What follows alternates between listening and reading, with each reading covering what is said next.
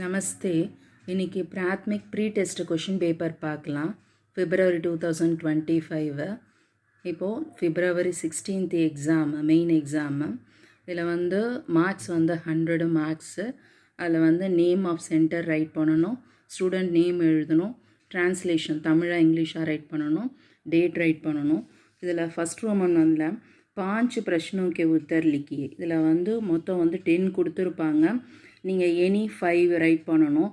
இதில் போதனியில் first 5 lessons நீங்கள் பார்த்துட்டிங்கனாவே கரெக்டாக நீங்கள் 5 கொஷின்ஸ் அட்டன் பண்ணலாம். ரொம்ப ஈஸியாக இருக்கும். அடுத்தது செகண்ட் ரோமனில் நம்பர்ஸ் எழுதணும். அதில் நம்பர்ஸில் ஃபஸ்ட்டு ஒரு 25 வரைக்கும் நல்லா மெமரி பண்ணிக்கோங்க. பண்ணிவிட்டு எழுதுனீங்கன்னாவும் அதுவும் ஈஸியாக இருக்கும். நெக்ஸ்ட்டு தேர்டு ரோமனில் தோ பத்தியோங்க பாவார்த்த லிக்கியே. மொத்தம் இதில் 5 கொடுத்துருவாங்க. நீங்கள் 2 போயம்க்கு மீனிங் எழுதணும். இதில் ஃபஸ்ட்டு 3 போயம் நீங்கள் நல்லா ரீட் அவுட் பண்ணிட்டீங்கனாவே நீங்கள் ஈஸியாக எழுதலாம். சாய்ஸு ரொம்ப ஈஸியாக இருக்கும். அடுத்தது கினிஹி ஏக்கு தோஹேக்கா கண்டஸ்ட் ரூப்பு ஜியோங் கத்தியோம் லிக்கியே. இதில் 3 கொடுத்துருவாங்க.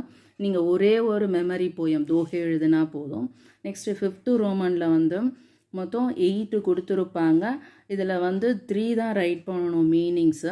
ஃபஸ்ட்டு செகண்டு தேர்டு 3 லெசன் வரைக்கும் நல்லா படிச்சுக்கோங்க. கண்டிப்பாக நீங்கள் அதில் அட்டன் பண்ணலாம். அதே மாதிரி 6th ரோமனில் விலோம் சப்து மீன்ஸ் ஆப்போசிட்ஸ் ரைட் பண்ணணும். 8 கொடுத்துருப்பாங்க. நீங்கள் எனி 3 எழுதணும்.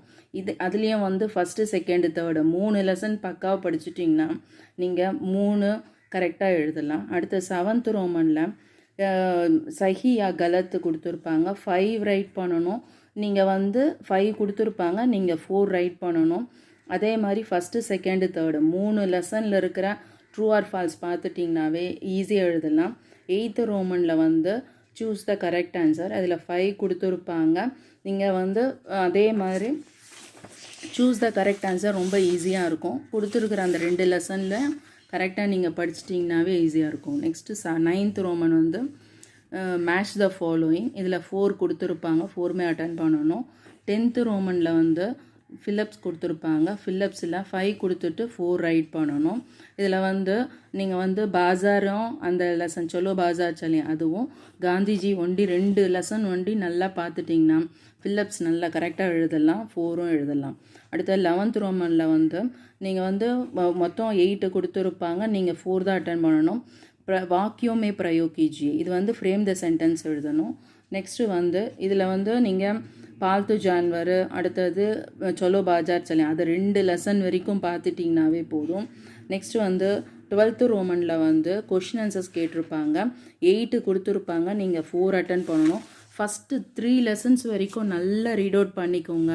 ரைட் பண்ணி பாருங்கள். ரொம்ப ஈஸியாக இருக்கும். கொஷின் ஆன்சர்ஸ் எழுதிடலாம். நெக்ஸ்ட்டு 13th லெசனில் பிக் கொஷின் கொடுத்துருப்பாங்க.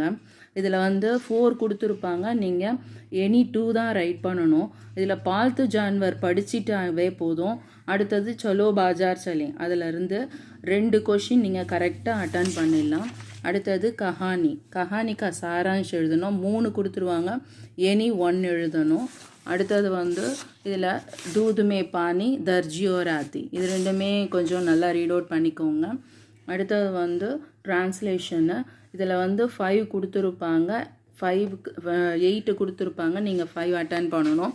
இந்த இதில் ஒரு 5 லெசன்ஸ் நல்லா மெமரி பண்ணிவிட்டு அதில் ட்ரான்ஸ்லேஷன் எப்படி எழுதணும்னு ஒரு தடவை பார்த்துக்கோங்க. மீனிங் புரிஞ்சுட்டு எழுதுங்க. அப்போ தான் அடுத்த ட்ரான்ஸ்லேஷன் மத்தியமால் எப்படி ட்ரான்ஸ்லேஷன் எழுதுறதுன்னு தெரிய ஆரம்பிக்கும்.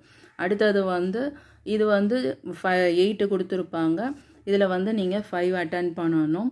இதுவும் ஈஸியாக இருக்கும். இதுலேயும் 5 லெசன்ஸ் வரைக்கும் நல்லா ரீட் அவுட் பண்ணிக்கோங்க. ஈஸியாக எழுதலாம். எதனா டவுட் இருந்தால் எனக்கு கமெண்ட் பண்ணுங்கள். தன்யவாத்.